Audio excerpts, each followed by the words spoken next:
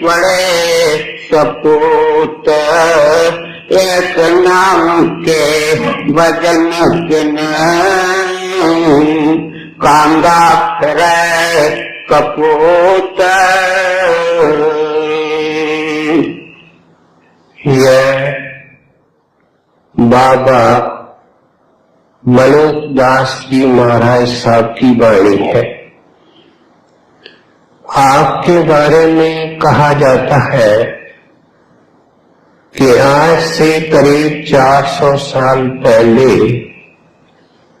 Allahabad district के एक छोटे से गांव कड़ा के अंदर आपका जन्म हुआ।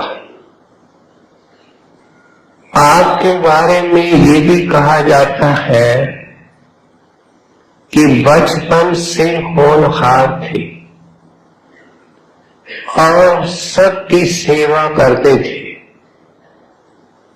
आपका स्वभाव क्या था? जब छोटे बालक थे तो गली के अंदर कोई कूड़ा होता, कांच होता, कांटा होता, उसको उठा करके किनारे कर देते थे और घर के अंदर आए गए की हमेशा सेवा करते थे। साधुओं के संगत के बड़े शौकीन थे। यह होनहार बालक एक दिन गली के अंदर खड़ा है तो वहां से एक साधु निकला। उसने उस बच्चे को बड़े गौर से देख करके पूछा कि ये किसका लड़का है। बताया गया कि पास में सुंदरदास जी रहते हैं, उनके सुपुत्र है। सुंदरदास जी को साधु ने बुलवाया और कहने लगे, भाई तेरे घर में रतन ने जन्म लिया है, ये आम बालक नहीं है। सुंदरदास जी सुन करके सुन हो गए, लेकिन मनोज दास जी मुस्कुराते से वहां चल दिए। आपके बारे में कई प्रसिद्ध वार्ताएं हैं जिससे कि आपके साधु सेवा का गुण, भगवंत के भरोसे का गुण बचपन के अंदर निखर आता है। साधु मिले, उन्होंने खाने के लिए भोजन मांगा। जानता था कि मेरी माताजी कुछ नहीं देगी।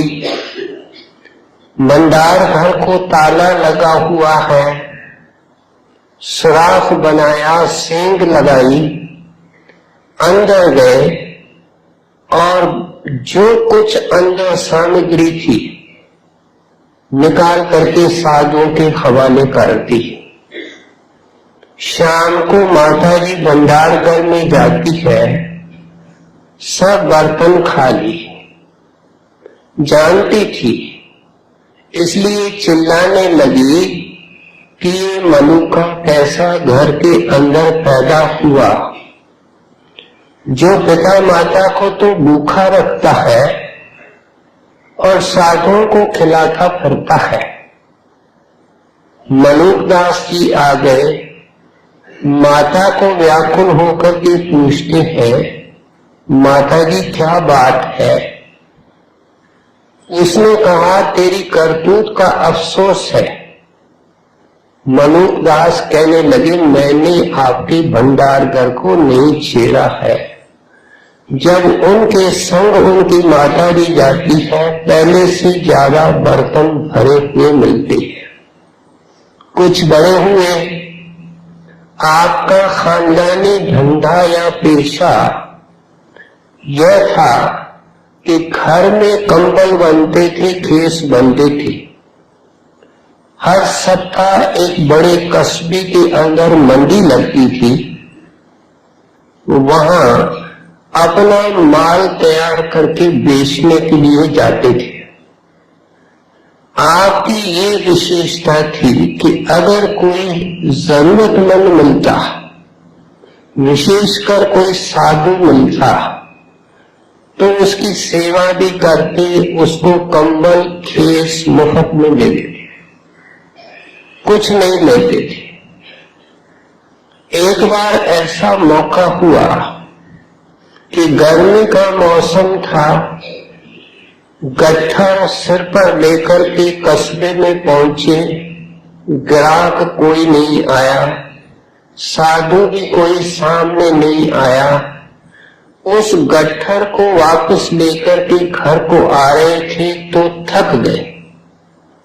उस वक्त आपकी उम्र सिर्फ 12-13 साल की थी और एक पेड़ की छाया के नीचे विश्राम करने लगे तो एक आदमी आता है। वह कहता है, जी आप थके हुए हैं, आपका ये गड्ढा मैं घर पहुंचा दूं तो मुझे इजाजत दे, मैं एक मजदूर हूं। तो मलूकदास जी पूछते हैं, भाई क्या मजदूरी देनी पड़ेगी? मजदूर कहता है, मजदूरी का क्या है, जो आप देंगे वह हम ले लेंगे। आप देखिए इन होनहार महात्माओं के अंदर कितना गहरा भगवंत के ऊपर विश्वास है कि एक अजनबी के हवाले सारी गठरी कर दी, कोई गिनती नहीं, और वह चलता रहा। मलूकदास जी आराम से बाद में घर पहुंचे। माता चतुर थी, उसने कहा ये लड़का बड़ा बेपरवाह, सारी गठरी इस मजदूर के हवाले कर दी, कितने कंबल इसने निकाल दिए, कितने खेस निकाल दिए, और खुद है नहीं। उसने कोई अटकल करके उस मजदूर को कमरे में चुपके से बिठा दिया, कुछ खाने को दे दिया और ऊपर से ताला लगा दिया। मलूकदास जी जब आए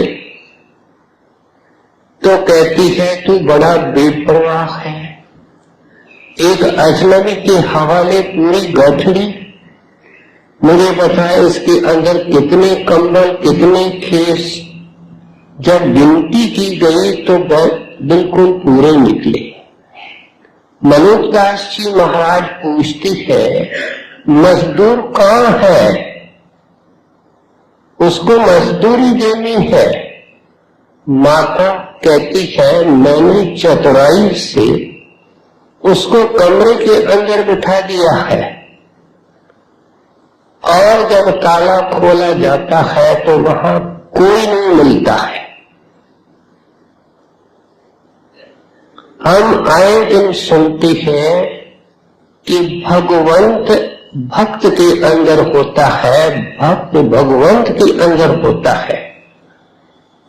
ये महात्मा जो जिंदगी के अंदर इतनी ऊंची अवस्था में चले जाते हैं, इनका बहुत कुछ किया होता है पहले।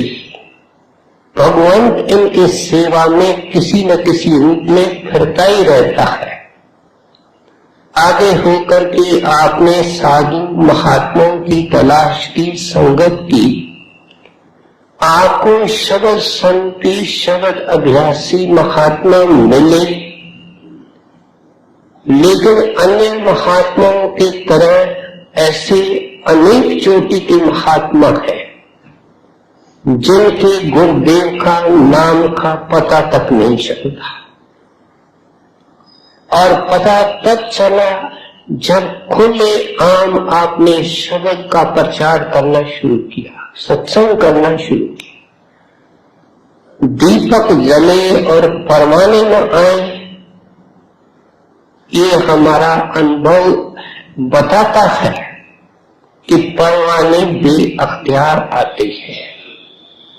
जो संतों के जीव थे आपके पास आने लगे, आपने गुरुदेव से जो कस्तूरी का भंडार पाया था, उस नाम के कस्तूरी को बांटा, जीवों को शब्द और घर का अधिकारी बनाया, और जाते वक्त ये अनमोल वाणी हमारे लिए छोड़ के गए। अब संतों की वाणी के अंदर अनेक प्रसंग होते हैं। मनुदास जी महाराज की वाणी का आज के शब्द का प्रसंग इशारा करता है उन लोगों की तरफ, वे भाग्यशाली लोग जिनके उत्तम ऊंचे संस्कार, भक्ति के प्रबल संस्कार उनको संतों के पास ले जाते हैं, पूर्ण संतों के चरणों में पहुंचा देते हैं। वे दया करके उनको नाम देते हैं, अंदर का भेद देते हैं, लेकिन उनकी हालत क्या होती है उसका वर्णन इस पहले दोहे के अंदर फरमाए। आप फरमाते हैं, गुरु नाम जिन जानिया ते बड़े सपूत, एक नाम के भजन बिन काका फिरे कपूत। दोहे के पहले हिस्से के अंदर सपूत का जिक्र है और दूसरे हिस्से के अंदर कपूत का जिक्र है। क्या है?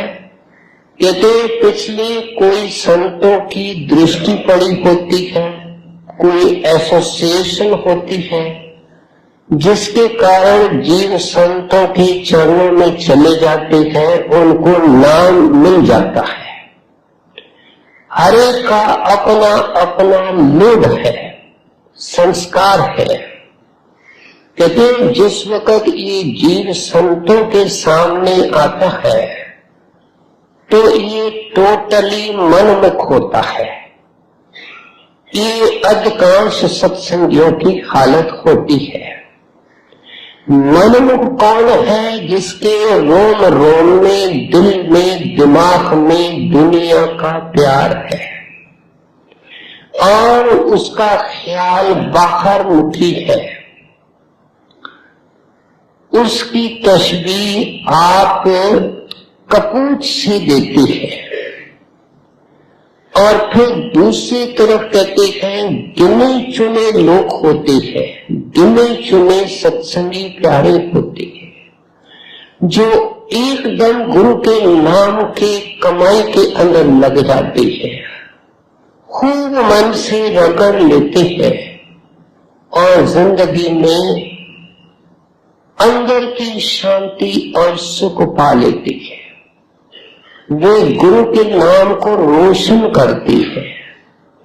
हम जानते हैं कि कपूत भी बाप का बेटा होता है और सपूत भी उसी बाप का बेटा होता है, लेकिन एक जो कपूत होता है वह खुद दुखी, परेशान और अपने पिता के लिए, घर वालों के लिए भी सर दर्द का कारण होता है। न उसको शांति होती है, न किसी को शांति से बैठने देता है। जो खानदान का पहले नाम रोशन है उसको डुबोने की कोशिश करता है और आए दिन अपने लिए और घर वालों के लिए एक चिंता, तकलीफ और परेशानी का स्रोत बना होता है। दूसरी तरफ सपूत लड़का होता है, आज्ञाकारी होता है और निमाना और सियाना होता है और उस बात की खटक और फिक्र रखता है जिससे कि खानदान का नाम रोशन हो। ऐसा कोई नाम काम नहीं करेगा जिससे कि उनके पिता, उनके कुटुंब की बदनामी हो। जो उसको थोड़ी बहुत पूंजी दी जाती है उसको बढ़ाने की कोशिश करता है। ये कौन है?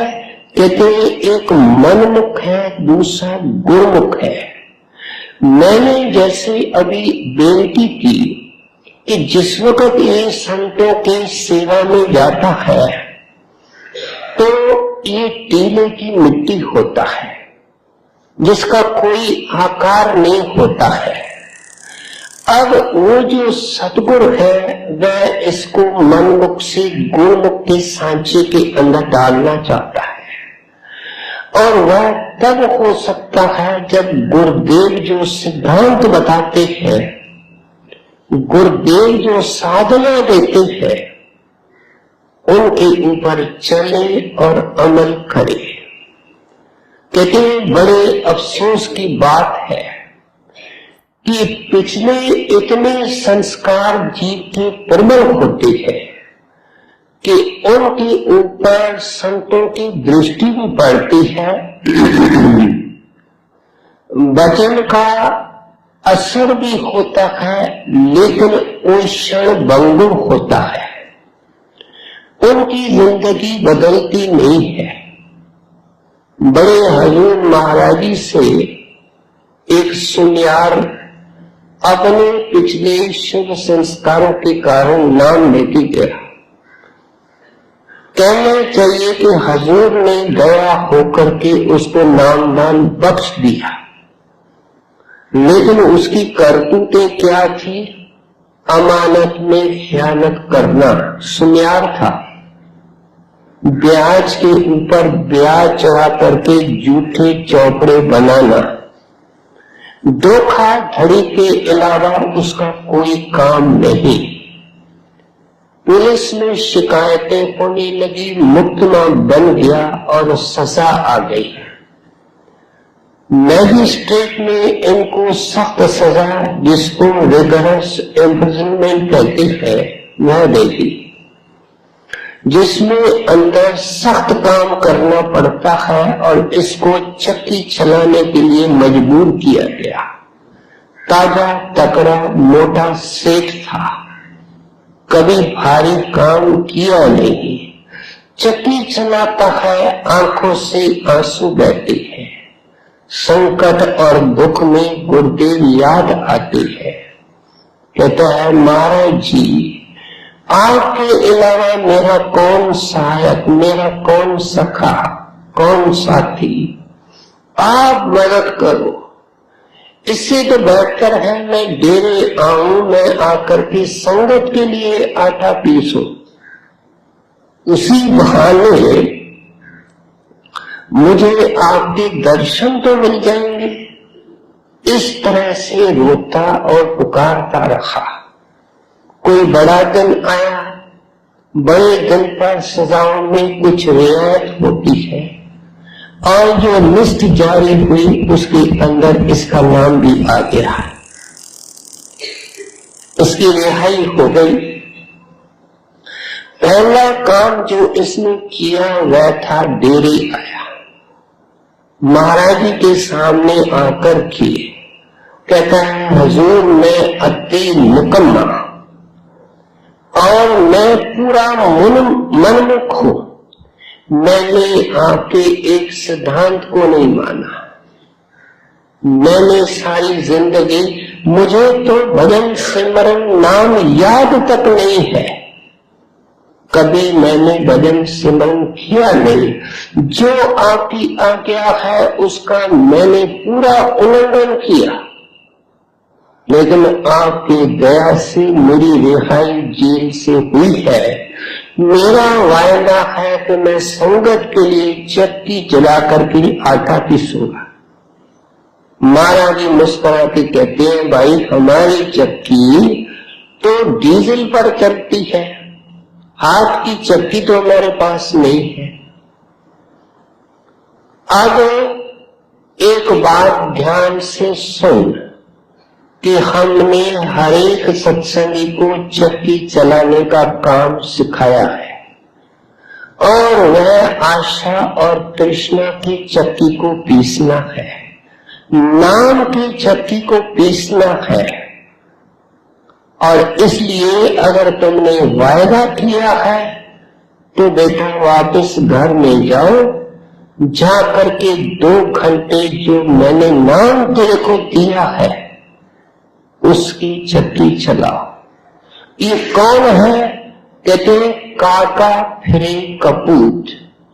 जैसे एक सुन्ने मकान के अंदर कौवा आ जाता है और खाने को कुछ नहीं, सूना मकान है, और ये चोंच मारता है और कां करता है और जख मारने के अलावा उसको कुछ नहीं मिलता। स्वामी जी महाराज अपने वाणी के अंदर एक जगह इतनी जोरदार चोट मारते हैं, कहते हैं ऐ इंसान मेरी बात सुन ले, जब से तू जन्म लेता है भटक भटक करके मर जाता है तब तक तू एक ही काम करता है और जख मारना है। सारे कामों को इतना चोटी का महात्मा जख मारना कहती है।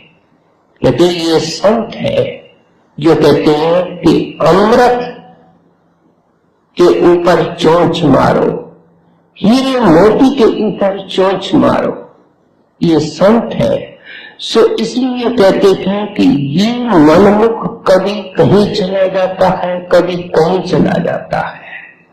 सत्संग में पहुंचना उसका मुश्किल, जब पहुंच भी जाए तो ध्यान देना मुश्किल, अनेकों फिक्रें लेकर के बैठता है और कभी ध्यान भी देता है तो हाथ फेंक देता है, ये हमारे बूते से बाहर, ये चीजें बातें हम नहीं कर सकते। कहते हैं वो कौवा है, उसका काला रंग है, विष्ठा पे चोंच मारता है, और यही उस मनमुख सत्संगी की अवस्था है कि उसको सारी जिंदगी न सुख चैन मिलता है, न गुरु के नाम की खुशबू आती है, बल्कि दुनिया के लोग सिर ऊंचा करके उंगली ऊंचा करके ताना देते हैं कि ये भी तो सत्संगी है। हम जानते हैं कि आपके सत्संगी कैसे होती है, क्या उनकी करतूतें होती है। कहते हैं ये कौन है? ये कपूत है। बाबा मनोज जी महाराज हमको कपूत से सपूत बनाना चाहते हैं। जितने हमारे अंदर मनमुक्ता के विकार है, अंग है, वो धीरे धीरे कैसे निकल सकते हैं, आज के शब्द का आपका ये विषय है। और कैसे धीरे धीरे ये गुरुमुक्ता के अंग इसके अंदर आ सकती है, जिंदगी के अंदर इसको सुख और शांति मिल जाती है। ऐसा प्यारा सत्संग में जब आता है, एक एक संतों के वाणी के वचन को बड़े ध्यान से सुनता है, एक वचन में खाली जाने देता, और जो सुनता है उसके ऊपर सत्संग के बाद मनन करता है, मनन करके हृदय में धारण करके उसके ऊपर अमल करता है, जिसको श्रवण और फिर मनन और मिथ्या आसन कहा गया। उसको इम्प्लीमेंट करना और उसका नतीजा देखना। कहते हैं ये गुरुमुख की अवस्था होती है, प्यारे की अवस्था होती है, जिसको मनोज जी महाराज सपूत कहते हैं।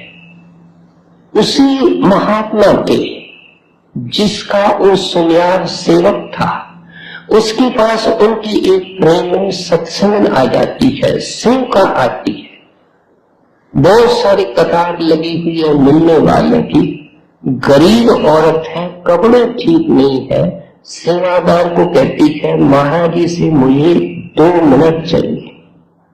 सेवादार का कहना था, महाराज ने कहा पहले उस औरत को ले आओ, बाकी बीच में खड़े रहे। जब वह हजूर के चरणों में गई तो बड़े प्रेम से जाकर के श्रद्धा से माथा टेका और महाराज जी को अपना हाल सुनाने लगी कि हजूर मैं एक गरीब निर्धन घास काटने वाली औरत हूँ, जंगल से मैं थोड़ा बहुत घास इकट्ठा करती हूँ और इतना ही इकट्ठा करती हूँ जिससे कि बच्चों को मैं दाल रोटी खिला सकूं। और जब मैं इकट्ठा कर लेती हूँ उसका गट्ठर बना करके, गठरी बना करके मैं किसी पेड़ के छाया के नीचे 2 घंटे जंगल के अंदर ही भजन बैठ जाती हूँ।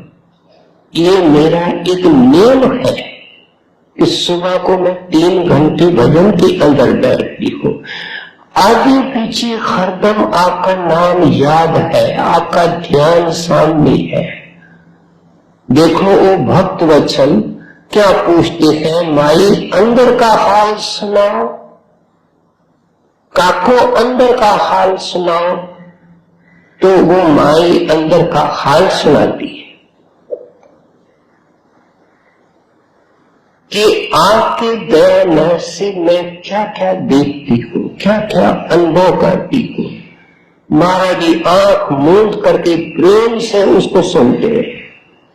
और जब माई ने माथा टेका, राधा स्वामी की विदाई लेने लगी, तो महाराज ने अपना दया का, अपने प्रेम का हाथ उसके सिर पर रखा।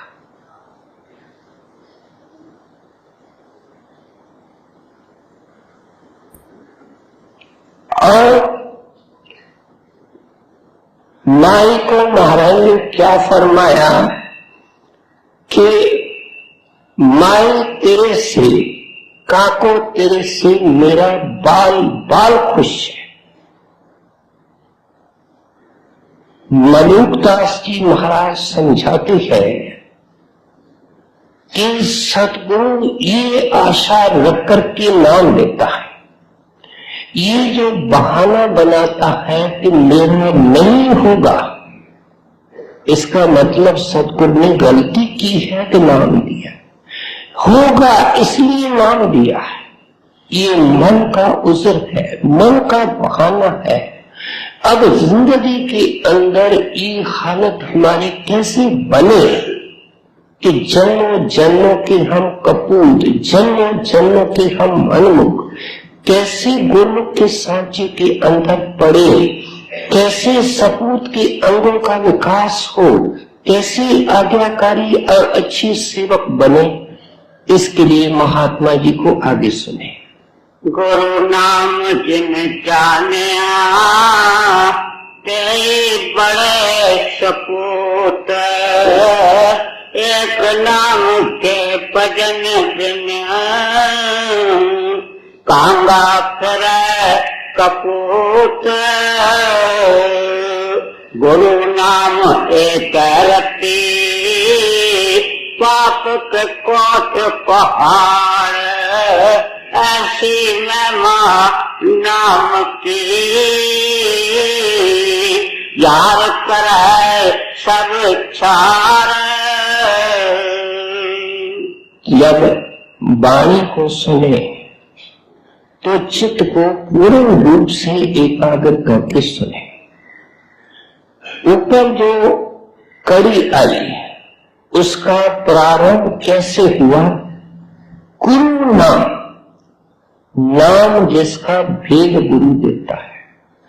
यहां दूसरी कड़ी शुरू हो रही है, उसका भी पहला अक्षर गुरु नाम है। कहते हैं कि नाम कोई किताबों में नहीं है। किताबों के अंदर बड़े पवित्र शुभ नाम है हमारे ग्रंथों, पोथियों, शास्त्रों में। अगर उनमें से कोई नाम लेकर के अपने अक्ल बुद्धि से उसका जाप करेंगे अच्छा है, लेकिन यह एक शुभ कर्म है। ये हमको देह के बंधनों से, जन्म मरण से मुक्त नहीं कर सकता। हम ध्यान से हर सप्ताह संतों की वाणी सुनते हैं। अनेक संतों की हमने वाणी सुनी है और इस निष्कर्ष को अच्छी तरह वे ज़हन नशीन करके ठोक बजा करके हमको समझाती है कि मुक्ति नाम की कमाई के अंदर है, जो नाम पूरा संत देता। कहते हैं गुरु का नाम अक्षर नहीं है, हमको जरूर अक्षर मिले हैं, लेकिन ये अक्षर अंदर की असली नाम के साथ जोड़ने के लिए मिले। गुरु का नाम क्या है? वाणी के अंदर आया, गुरु का नाम महारस मीठा, इस नाम को जपते हुए हम तो थक जाते हैं, हमको फीका लगता है, हमको कड़वा लगता है, हम उठ जाते हैं। कहते ये गुरु का नाम नहीं है। तुमको तो लफ्ज मिलेगा, लफ्जों के मिलने से अहंकार हो गया कि मैं सत्संग में जाता हूं, मैं गुरु का सेवक हूं। ये क्या जानता है? ये शराब पीता है, ये मांस खाता है। कहते हैं भाई तेरे को अभी नाम कहाँ मिला है? तुमको तो माल का बीजक मिला है, तेरे को तो बिल्टी मिली है, माल तो अंदर है। जिस वखर को नैन को आया, राम नाम संतन घर पाया। कहते हैं वो वखर आंखों के पीछे है, उसको कैसे सौदे को पाना है, इसके लिए तुमको बाजार को तय करना है। और वो पांव से लेकर के आंखों के बीच तक जो शरीर का 6 फुट का फासला है, उसके लिए बाहर का नाम गुरुदेव ने दिया है। उस नाम की कैसे कमाई करनी है, उसके लिए अलग नीचे चल करके मनुदास जी महाराज समझाते हैं। लेकिन यहाँ क्या समझा रहे हैं कि ऐ मूर्ख सत्संगी, तेरे को बहुत ऊंचा दान मिला है और उसके अंदर बेअंत बरकतें हैं। तुम उस नाम की कदर नहीं करते हो। आम सत्संगी की हालत क्या है कि 6-8 घंटे तो सरकार की नौकरी करे वर्कशॉप में, दफ्तर में, फिर शाम को दुकान चलाए, सामान को बेचे, पार्ट टाइम किसी के यहाँ जाकर के जॉब करे। कहता है भाई 200-300 मैं कमा लेता हूं, और उसमें इसका मन बड़ा खुश होता है और कहता है महाराज जी की बड़ी कृपा है, नाम मिला है, दुकान के अंदर बड़ा फायदा है, रात तक ग्राहक आते रहते हैं, इतना जरूर है कि भजन सिमरन के लिए फुर्सत नहीं मिलती। महाराज जी की बड़ी दया है। देख लीजिए हमारे विचारधारा क्या है, संतों की दया का अर्थ क्या, संतों की दया का अर्थ क्या लगाया जाता है, हम कितने मनमुख हैं।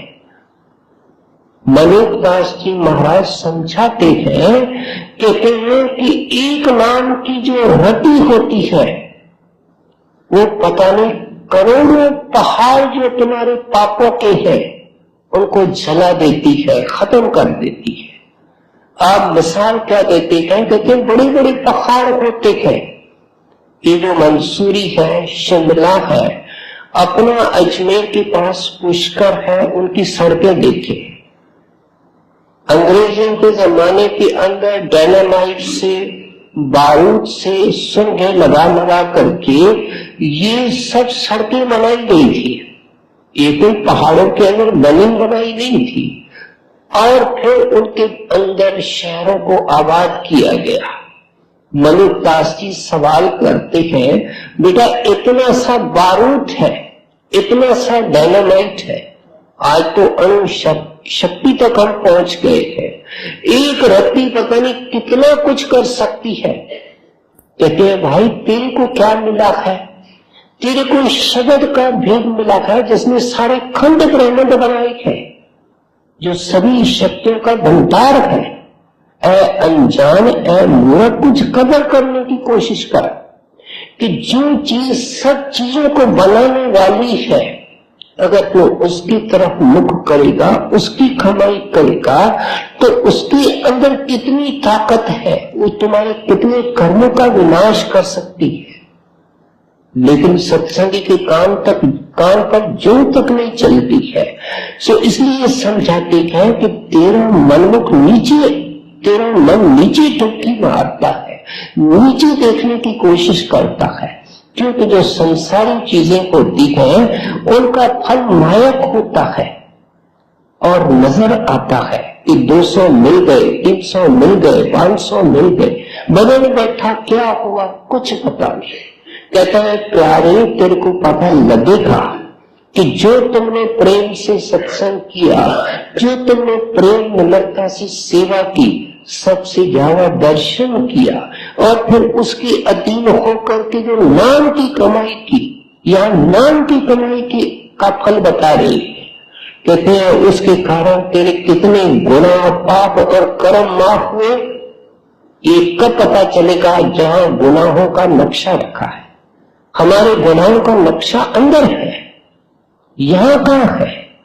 कहते हैं जब तू गुरुदेव की कृपा से सिमरन ध्यान करके अंदर जाएगा, अंदर जा करके अपना लेखा देखेगा, जो तू 10 मिनट बैठा, 20 मिनट बैठा, आधा घंटा, घंटा बैठा, उसके कारण तेरे कितने कर्मों का विनाश हुआ कि तू साक्षात देखेगा और रोएगा। बड़े महाराज जी को मिलने वालों की कतार लगी हुई थी। एक आदमी का सिर नीचे था। जब उसकी बारी आई तो महाराज जी की तरफ ऊपर उठा करके दर्शन किया। दर्शन करते हुए उसकी आंखों से झरझर आंसू गिरने लगे, उसकी जुबान रुक गई, उसके होंठ खुले नहीं। महाराज जी ने एक बार बोला, भले आदमी बोल, भले आदमी कुछ कह। वो रोता जाए, रोता जाए, रोता जाए, मजबूर होकर के रोता रोता वहां से निकल गया, कुछ बोल नहीं पाया। हजूर के पास खास आदमी कोई बैठे थे, उनमें से एक हजूर को डांट सुनाया करता था। फुर्सत के घड़ियों में किसी दिन उसने पूछा, हजूर उस दिन लाइन के अंदर एक आदमी आया, दुनिया में कितने दुख है, दुनिया के अंदर कितनी परेशानियां हैं कि वो अपने संकट को, अपने परेशानी और दुख को उसकी वेग में इतना डूबा हुआ था कि आप तक नहीं ला सका, जुबान से कह नहीं सका। तो महाराज जी ने कहा कि डिप्टी साहब वो दुखी नहीं है, वो सुखी है। सुखी नहीं है, वो मां सुखी है। तो पूछने लगे, हजूर इसका क्या अर्थ है? उसकी बाहर की हालत तो ये थी। तब हजूर बोले कि उसका अंदर का अनुभव खुल चुका है, अंदर जा चुका है, अपने लेखे को देख चुका है, और जो इसने सेवा की, जो इसने भजन किया, उसके कारण कितने इसके पाप माफ किए, उनको सोच सोच करके ये रो रहा है, ये शुक्र के आंसू है, आभार के आंसू है। वो कष्ट में नहीं है, बहुत सुखी है। कहते तेरा ये हाल होगा, अब तू संतों की बातें सुनता है, अपने गुरुदेव का वचन सुनता है, मानता नहीं है। उसको मानो तो फायदा होगा। भजन को वक़्त दो, 10 मिनट मिलते हैं, 20 मिनट मिलते हैं, आधा घंटा मिलता है। दिन में अगर 4 बार भी आधा घंटा मिल जाए, कितनी पूंजी इकट्ठी होती है। यही मनुदास जी महाराज हमको जहन नशीन करवाना चाहते हैं। सो इसलिए कहते हैं उस नाम की कदर करो जो गुरुदेव ने तेरे को बख्शा है। गुरु नाम एक रते, पाप के कोट पहाड़, ऐसी महिमा नाम की, जार करे सब चार। गुरु नाम औषध करो, हृदय राखो याद, संकट में लौटाइए, दूर करे सब याद। जब डॉक्टर ऑपरेशन करता है तो हर तरीके से अंदर जो पस होती है उसको निकालता है। संतों की वाणी भी यही काम करती है कि जो जो भरम हमारे अंदर पड़े हुए हैं उसको खुरच करके बाहर निकालती है। कहते हैं दुख के वक्त तू भजन से दूर हो जाता है। ये स्वाभाविक है कि जब सुख आएगा मन फैल जाएगा और जब दुख आएगा मन विचलित हो जाएगा, घबरा जाएगा। और इन दोनों अवस्थाओं के अंदर हम दुखियां खाते रहते हैं, हमारा भजन नहीं होता। अब मनुदास जी महाराज समझाते हैं, कहते हैं भाई ये दुख और सुख स्वाभाविक है, क्योंकि हजूर फरमाया करते हैं पुण्य होते हैं पाप होते हैं तो इंसान का जामा मिलता है। पापों के कारण दुख आएंगे, पुण्य के कारण सुख आएंगे, दोनों स्वाभाविक है। देखो आकाश कल कितना साफ था, आज आकाश के अंदर कितने बादल है, लेकिन ये बादल हमेशा नहीं रहेंगे, न हमेशा सूरज रहता है न हमेशा बादल रहते हैं। इसलिए आप 365 दिन का जो मौसम होता है वो एक जैसा नहीं होता, बल्कि एक दिन का मौसम 2 घंटे बराबर नहीं होता है अगर अच्छी तरह हम उसको देखेंगे। सो इसलिए कहते हैं जिंदगी के अंदर ये दुख सुख के बादल आते हैं। जीवन भी एक ड्रामा है, ड्रामा के अंदर कई पर्दे आते हैं, कई सीन्स आती है, दुख की भी आती है सुख की भी आती है, क्योंकि इनसे ऊपर उठने की कोशिश करो। बल्कि क्या कहते हैं मनुदास जी महाराज, या संकट में लिव लाइए। कहते हैं अगर तू इस कड़े इम्तिहान से पास हो गया, क्या जिस वक्त तेरे को संकट है और तू नाम को पकड़ के बैठा है, फिर तो सुख के अंदर अपने आप होता रहेगा।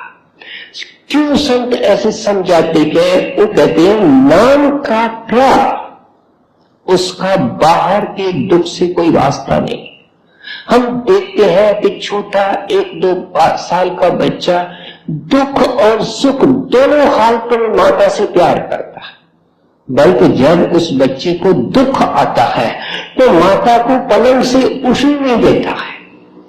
दुख के अंदर उसका मोह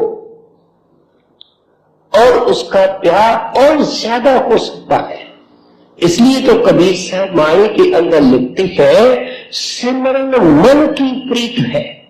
प्यारे तू जो बहाना बनाता है कि मेरे को शरीर का संकट है, पैसे का संकट है, संसारी परेशानी है, परेशानी पैदा करने वाला वो मन है जिससे सिमरन करना है। आप देखें बाहर से, अगर एक सेठ साहूकार है, बड़ा उसका बिजनेस है, इत्तेफाक से वो बीमार हो जाता है, 15 दिन पलंग पे आ जाता है, लेकिन पलंग पर लेटे लेटे क्या करता है?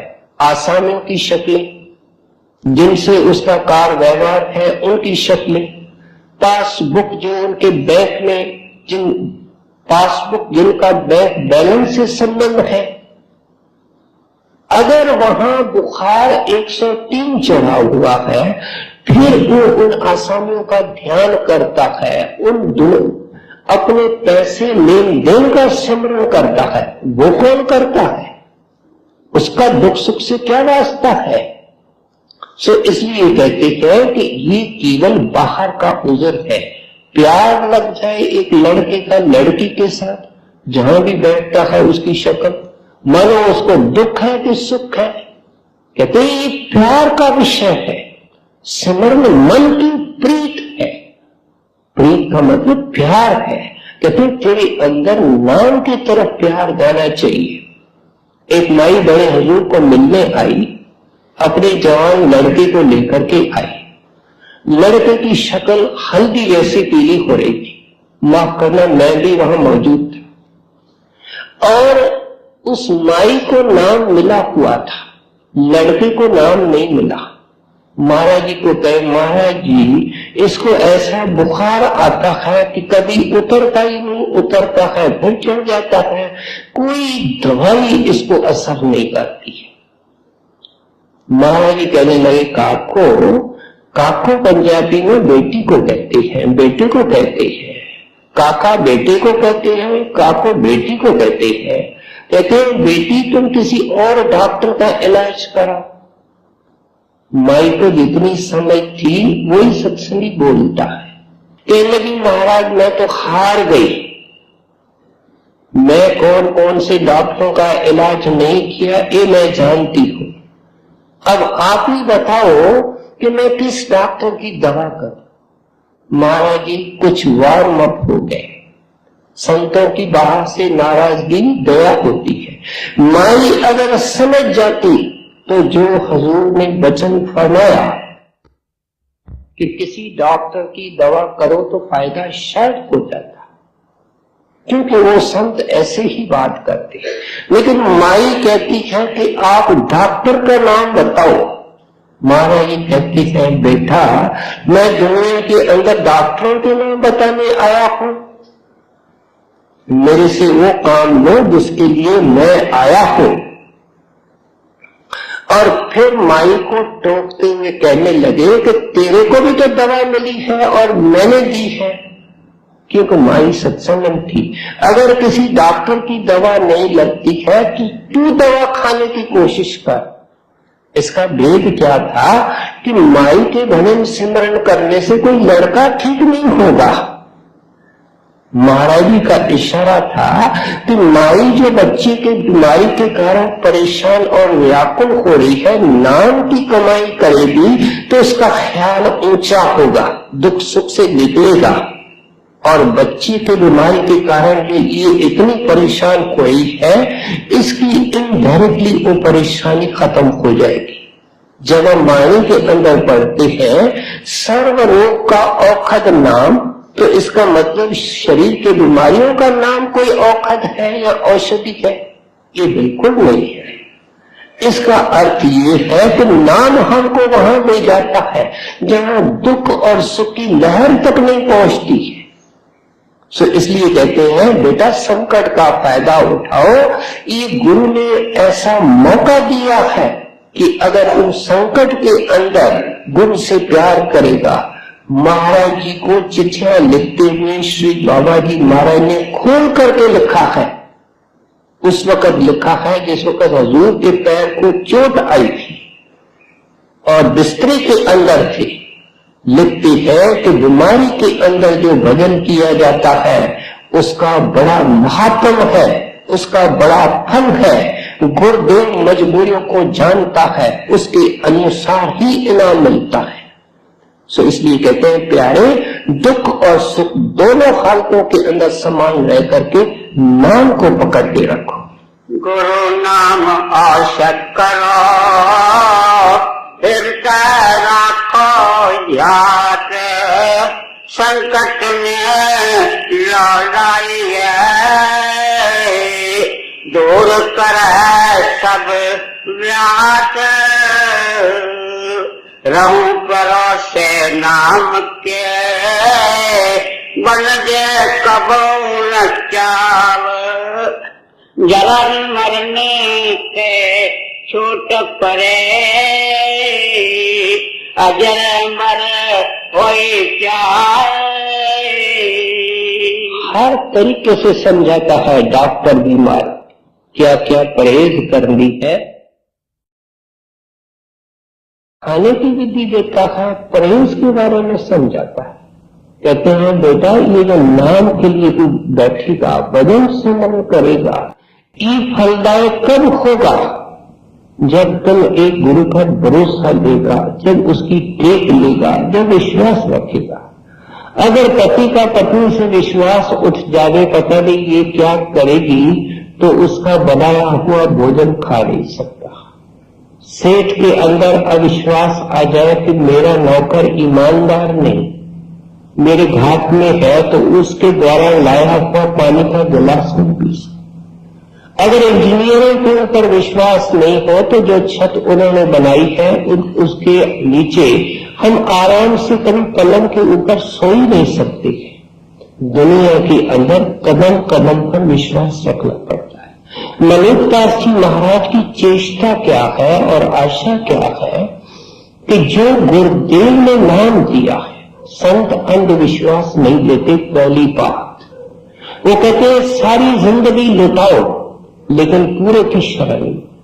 जो 5 शब्दों का रसिया है 5 शब्दों की कमाई करके 5 शब्दों के द्वारा उस परमेश्वर में समाया हुआ पूर्ण धनी है, पूर्ण दाता है।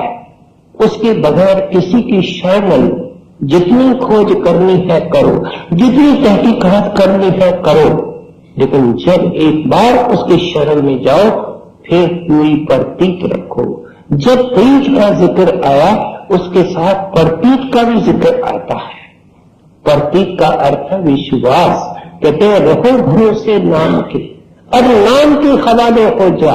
ऐ प्यारे सत्संगी, अपने तकदीर को नाम और गुण के हवाले कर दे।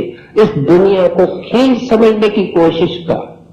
हजूर महाराज कहते थे मैंने नौकरी को सारी जिंदगी खेल समझा। जब एक चीज को खेल समझा जाता है तो कोई असलियत भी होती है, और वो असलियत क्या है? कहते हैं बाबा जी के नाम को मैंने असली चीज समझी और उसके तरफ मैंने पूर्ण ध्यान रखा। कहते हैं उसके अंदर आस्था, उसके अंदर विश्वास। पहले संत मत के टीचिंग्स का ऊपर विश्वास नहीं है। अगर कोई रास्ते में साधु मिले बैठो यहीं दिखाता हो, कहता है महाराज जी को तो दिखाने में 20 साल लग गए भाई, जो ये दिखाता है वो तो देख लो। कहते हैं ये कोई विश्वास नहीं होता है। विश्वास ऐसा होता है जैसे पहाड़ जैसा अचल होता है। एक मुसलमान कोई जिज्ञासु था, उसके ऊपर कोई रास्ते के साधु की दया थी, जंगल से जा रहा था, देखता है एक कुआं है, उस कुएं से पानी ओवरफ्लो करके किनारों तक आ गया है और एक कुत्ता है उस कुएं से पानी पी रहा है। मन में सोचता है कि ऐसा कुआं तो हमने देखा ही नहीं जिसका पानी किनारों से ओवरफ्लो करे, लेकिन ये पानी मैं कैसे पीऊंगा? एक कुत्ता आमतौर पे हमारे मुसलमान भाई पलीत जानवर मानते हैं, इसका जूठा पानी, और फिर मुझे तो लंबा सफर करना है, तो रास्ते में प्यास लगे इधर उधर तलाश करके कोई डोल ले लिया और जब कुएं के पास आया तो पानी नीचे चला गया। बड़ा अफसोस उसको लगा। जिसको भी मानता था उसका ध्यान किया तो अंदर से एक गहरी आवाज आई। वो कहती है तू बिल्कुल मूर्ख आदमी है। कहते हैं क्या मैं कुत्ते से भी गया हुआ हूं? तो वो आवाज कहती है तू कुत्ते से बदतर है, तेरे अंदर अहंकार है। तू क्या समझता है कि जिस जीव को मैंने पैदा किया है मुझे वो प्यारा नहीं? मुझे तो कुत्ता बहुत प्यारा है। और उसकी प्यास मेरी प्यास से ज्यादा परेशान करने वाली, व्याकुल करने वाली थी। मैंने कुएं के पानी को ऊपर लाया था, और जिस पानी को मैंने ऊपर लाया था उसको तू कहता है जूठा पानी है, कुत्ता पलीत जानवर है। और उसका तो विश्वास था तू तो डोल लेकर के साथ आया है, फिर पानी नीचे नहीं जाएगा तो क्या होगा? दोनों कान पकड़े और तौबा तौबा की। सो इसलिए कहते हैं नाम के ऊपर विश्वास, संत मत के ऊपर विश्वास, जो संतों की टीचिंग्स है उसके ऊपर विश्वास। जो पानी हिलता रहता है उसके अंदर कोई हम शक्ल देखने की आशा कर सकते हैं? जब पानी स्थिर होगा और फिर उसकी मैल नीचे जाकर के बॉटम में बैठेगी, शक्ल साफ नजर आएगी। मैल कौन सी है? ये हमारे अवगुण है जो नाम की कमाई से निकल जाते हैं और विश्वास से भजन आगे तरक्की करता है और ये देखता है कि गुरुदेव ने मुझे क्या दिया है। रम परोसे नाम के बनद कबूल त्याव, जलन मरण के छूट पड़े, अजर अंबर होई जाए। जो तेरे कट प्रेम है तो कहकर न सुनाव, अंतर जानी जानता है अंतर्गत का भाव। हर तरीके से हमको सावधान करते हैं। कहते हैं देखो जब ये सब करेगा कौन सी चीज नाम की कदर करेगा, नाम के कमाई के पीछे लगेगा, हर हालत के अंदर नाम का बन करके रहेगा और उठते बैठते नाम को चित्त में रखेगा, गुरु को सामने रखेगा, नियम से नाम की कमाई करेगा, नाम के ऊपर पूरी आस्था, गुरुदेव के ऊपर पूरा विश्वास रखेगा, नाम का बन जाएगा, कहते हैं फिर तेरे को इनाम भी मिलेगा। मालिक मजदूरी देते हैं, क्यों राखे भगवान, इंसान इंसान की मजदूरी देता है, वो कोई बेइंसाफ है, उसको तो दयालु कहा गया है, वो भंडार भर भर करके देता है। कहते हैं फिर तेरे अंदर प्रेम पैदा होगा। देखिए यहाँ प्रेम का जिक्र है, प्रेम अंदर है, प्रेम नाम शब्द का है, प्रेम नाम गुरु का है। गुरु को बाहर देखने से और उनकी वचन सुनने से परमात्मा से मिलने का प्रेम पैदा होता है, लेकिन वो प्रेम का भंडार अंदर है। इसलिए मनुदास जी कहते हैं कि तेरे घट में फिर प्रेम उमड़ पड़ेगा, प्रेम पैदा होगा। प्रेम प्रकाश का नाम है, प्रेम उस शब्द का नाम है, प्रेम अंदर की सतुर का नाम है। कहते हैं ये प्रेम की अलग वे है, वहां से प्रेम शुरू होता है। कहते हैं वो तेरे को मिलेगा, लेकिन एक सिग्नल देते हैं, वार्निंग सिग्नल है। और वो कौन सा है?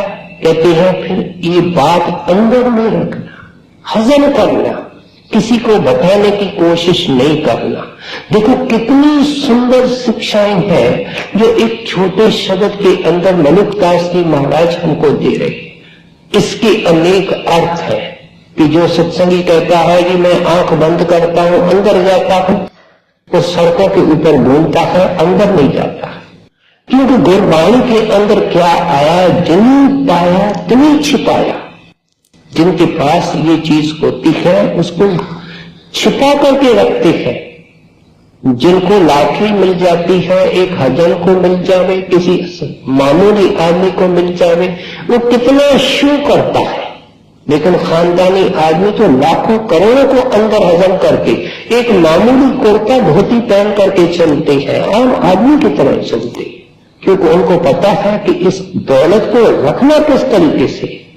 सो इसलिए आप कहते हैं कि इसको अंदर में रिटेन करना, कैसे अंदर में हजम करना है, इसकी मिसालें संतों महात्मा ने पेश की। एक महात्मा ने नहीं अपने वाणी के अंदर लिखा है कि मैं भजन करने वाला हूं, एक ने लिखा है कि मैं गुरु का अच्छा सेवक हूं, बल्कि वो अपने आप को पापी, गुनहगार, गिरे हुए पतित कहते हैं। जब तक जिंदगी के अंदर गए, मालिक का रूप हो गए, वाणी लिखने लगे, दुनिया से जाते वक्त भी ये गए हम गुनहगार हैं, हम पापी। कहते हैं फिर तू कहेगा मैं देखने वाला, अंदर जाने वाला, तो चीज तेरे पास कैसे रहेगी। एक आदमी बड़ी महाराज के सत्संग में खड़े होकर के कहने लगा, हजूर राम सिंह माली, राम सिंह जो बगीचे में रहता है, वो मेरी कमाई लेके गया। तो महाराज ने कहा तेरी कमाई वो कैसे लेके गया? कहते महाराज मैंने अंदर का हाल बता दिया, अब मैं खाली हो गया। महाराज ने एक मिसाल दी कि एक काला शीदी हो, निगरा हो, अगर उसको कोई आईना देवे देखने के लिए, वो आईना तो अच्छा है लेकिन उसकी शक्ल काली है, उसमें वो काली शक्ल देख करके जोर से आईना फेंक देवे तो उसको दोबारा कौन आईना देगा? तेरे ऊपर इतनी रहमत हुई, तूने क्यों बताया? तेरे को पहले दिन समझाया गया था कि ये चीज गुरु के अलावा किसी को कहनी नहीं, किसी को बतानी नहीं। सो इसलिए कहते हैं प्रेम ये है कि अंदर में प्रकाश आएगा, कीर्तन होगा, अंदर में बहुत खुशियां मिलने लगेगी, लेकिन लबों को खुश्क रखना, जुबान को खुश्क रखना। सरदार बहादुर महाराज जी जब बद्दी पर आए तो आम तौर पे संगत तो बड़े हजूर की थी, जिस महात्मा ने बड़े लाड और प्यार से 45 साल संगत को रखा और उनके अंदर जख्म थे, गुरु की जुदाई थे, उनको भरने के लिए आप आए थे और उसके अनेक तरीके हजूर ने निकाले थे। एक सत्संगी आके सत्संग में खड़ा होकर के कहता है कि हजूर जब आप स्टेज पर आते हैं तो 2 मिनट आपका रूप होता है और बाद में बड़े महाराज के स्वरूप में बदल जाता है। सदा बहादुर महाराज जी कान को पकड़ते हैं, कान को हाथ लाते हैं पूरी सभा के अंदर और कहते हैं, भाई ये तुम्हारे हृदय की निर्मलता है, मेरे को तो वो सपने में नहीं आते जिसके वो स्वरूप बन चुके थे। हम किसी को मिलने जाते हैं, पूछते हैं सत्संगी से, भाई तो क्या कर रहा था? कहता है, भाई मैं तो भजन में बैठा था। ये कच्चा सत्संगी है। ये सब नाजुक पहलू है जो ललितदास जी महाराज समझाना चाहते हैं कि इस चीज को अंदर रिटेन करने की कोशिश करो, हजम करने की कोशिश करो। जो तेरे कट प्रेम है तो कैसे न सुनाव, अंतर जानी जान है अंतर्गत का भाव, गुप्त प्रगट चेती करे मेरा मन की खूम, अंतर जानी सतगुरु सब तुमको मालूम। कहते हैं महाराज, कुछ तो अवगुण है जिनका मुझे पता है, कुछ अवगुण है अपने जिसको हम जानते हैं, कुछ अवगुण है जिनको हम जानते ही नहीं। उनको कौन जानता है? हमारे घर वाले जानते हैं, जो दफ्तर में काम करते हैं वो जानते हैं, जिनसे मिलते बरतते हैं वो जानते हैं। फिर कहते हैं इनके अलावा बेअंत जो अवगुण है मेरे अंदर गुप्त है, जिसको न मैं जानता हूं न कोई संसार का आदमी जानता। और आप तो अंतर्यामी हैं, दिलों के साहिब हैं, सब कुछ जानते हैं। फिर अगर आप मेरे चौपड़े को छेड़ना शुरू करेंगे, मेरे लेखे को देखना शुरू करेंगे, मेरे अवगुणों की पड़ताल करना शुरू करेंगे, मेरा तो कोई ठौर नहीं, मेरा तो कोई ठिकाना ही नहीं। इसलिए मालिक आप कृपा करना, आप तो अपनी रहमत की तरफ देखना।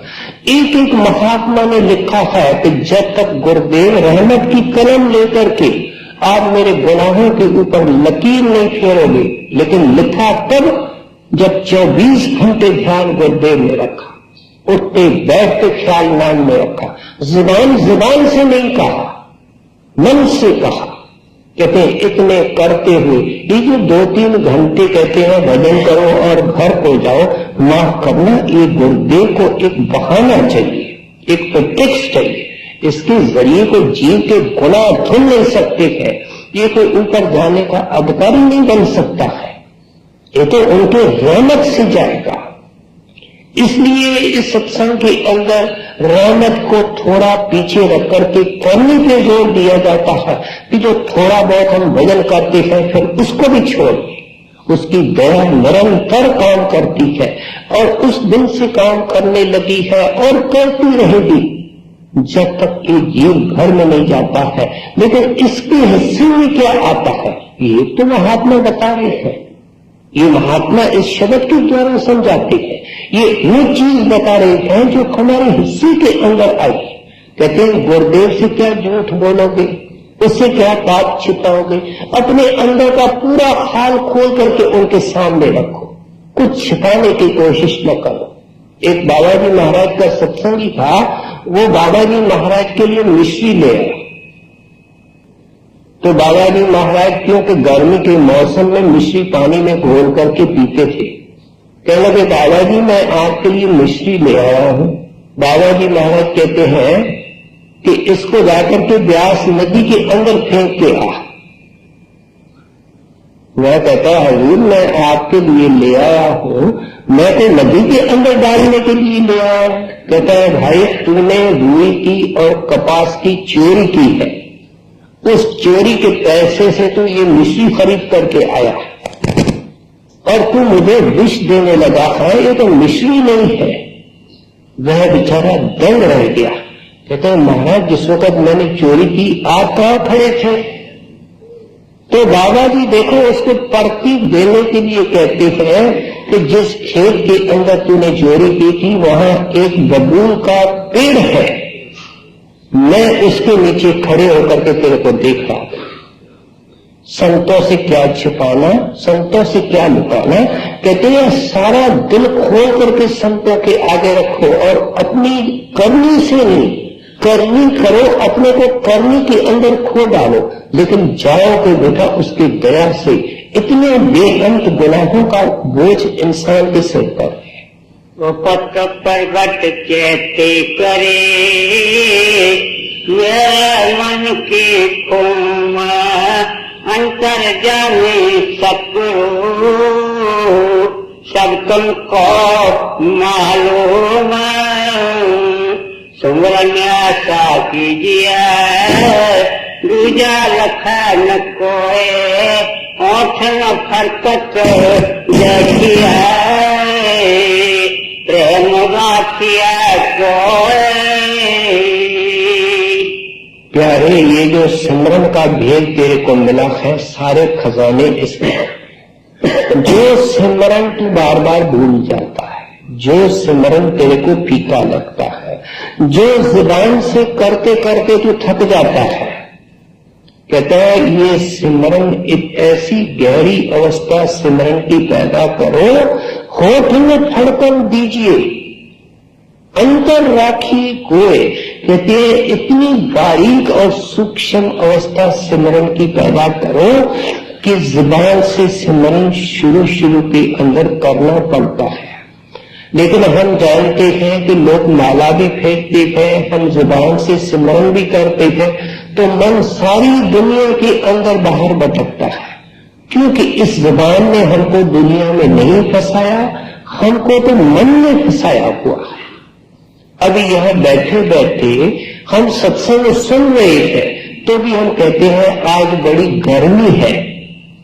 ये कौन कहता है और कैसे कहता है? हम तो सत्संग सुन रहे थे, जुबान से कुछ नहीं बोलते हैं, बीच में मन बोल देता है कि आज बड़ी गर्मी है। ये कौन बोलता है और कैसे बोलता है?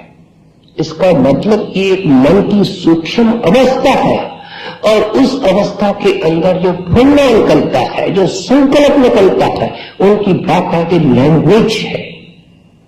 वो इतनी अंदर ऑटोमेटिक हो चुकी है कि बेअख्तियार निकलती है।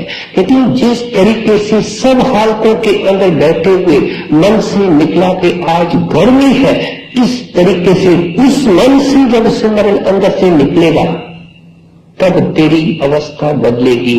फिर कहती है तेरे पास जो भी बैठा होगा उसको भी पता नहीं चलेगा कि ये कौन से सरूर में है, कौन सा मस्ती और आनंद के अंदर समाया हुआ है। वो बेचारा गर्म है, इतना जरूर होगा, आगे समझाते हैं उसको भी फायदा होगा, लेकिन पहले तेरे को धन इकट्ठा करना है। एक भिखारी दूसरे भिखारी की क्यों मदद कर सकता है? तो इसलिए कहती है सारे जोहर और खजाने इस सिमरन के अंदर है। सिमरन कैसे करना है? कबीर साहब कहते हैं सिमरन सुरत लगाए के मुख से कछु न बोल, बाहर की पट देकर, कहते हैं आंखों को बंद कर लो, जुबान को बंद कर लो और कानों को बंद कर लो। सिमरन के अंदर इतना लग जाओ कि सिमरन रह जाए। बरई और प्रेमी की निशानी ये है, संतों ने जब लिखा है तो जो होता है उसका जिक्र किया है। जो जन बरही नाम के तिनकी गत है ये, देही से उदयन करें सिमरन करें विदे। कहते हैं उनका सिमरन ही रह जाता है, उनको देह की कोई होश ही नहीं रहती है।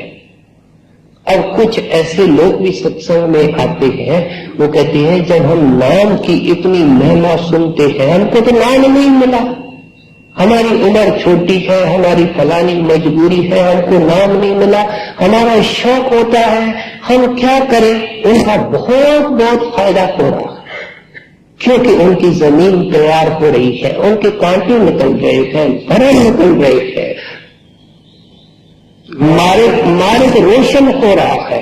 और जब नाम मिलेगा तो तरक्की जल्दी होगी। बहुत सारे संगी अटके हुए हैं क्योंकि उन्होंने नाम की महिमा नहीं समझी, सिमरन ध्यान का महत्व नहीं समझा। सो इसलिए कहते हैं जो कुछ निकलेगा इस नाम के कमाई के अंदर से निकलेगा।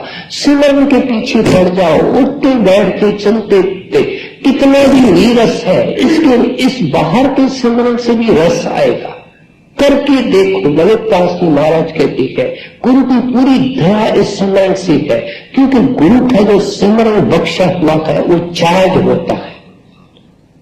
और अगर कितने भी आप पंखे लगा दो, टीवी लगा दो, जो बिजली से चीज कनेक्टेड नहीं है उसका कोई फायदा ही नहीं है। आम दुनिया जो नाम जपती है वो चार्ज नहीं होता है, कनेक्टेड नहीं होता है। लेकिन जो सत्य का नाम है वो दया से, शब्द से, प्रभु से कनेक्टेड है। कहते हैं जितना जितना करोगे उतना फायदा होगा। जो दुखिया संसार में खाया तिनका दुख, गिरकर साफ मलूक को लोगन बीजा सोख। कहते हैं अब लोगों के परोपकार की स्कीमें इस वक्त मत बनाओ कि मुझे समाज की सेवा करनी है, सारे दुनिया की सेवा करनी है। मनोदास कहते हैं उसके काबिल तो बनो सेवा करने से। और इसलिए क्या करो कि अपने आप को सक्षम बनाओ, अपने आप को शक्ति बनाओ, शक्तिशाली बनाओ। अपने पहले कर्जे उतारो। जो खुद कर्जों के अंदर भरा हुआ है और डूबा हुआ है वो क्या किसी की हमदर्दी के अलावा और क्या दे सकता है किसी को। सो इसलिए कहते हैं जब तुम ये करेगा फिर जिसके पास बैठेगा उसको शांति, जिसके साथ बात करेगा उसको शांति, फिर शांति का विस्तार होगा।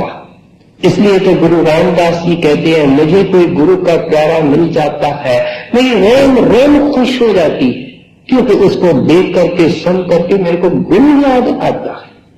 ऐसे प्यारे के मुझसे केवल गुरु की चर्चा मिलेगी। संसारी उनकी जो बातें नहीं होती है। संसारी बातें तो उन लोगों के होते हैं, एक संसारी लोग होते हैं, एक संसारी सत्संगी होते हैं। ये उनकी दुकानों में बातें मिलती है। कहते हैं उस प्यारे के पास तो एक गुरु होता है, एक नाम होता है, उसकी महिमा होती है। जब तुम ये करेगा फिर कहते हैं जहां भी बैठेगा उसको आराम मिलेगा, सुख और शांति का विस्तार करेगा। कैसे हमारे अंदर से मनमुक्ता के अंग निकल सकते हैं, विकार निकल सकते हैं, कैसे गुरुदेव का नाम फलदायक हो सकता है, कैसे उनका नाम रोशन कर सकते हैं, अपने जिंदगी को किस तरीके से खुशहाल कर सकते हैं। महात्मा जी ने समझाने के अंदर कोई कमी और कसर नहीं छोड़ी। जो दुखिया संसार में खो तिनका दुख, दिल कर साप मलूक को लोगन विजय सोख।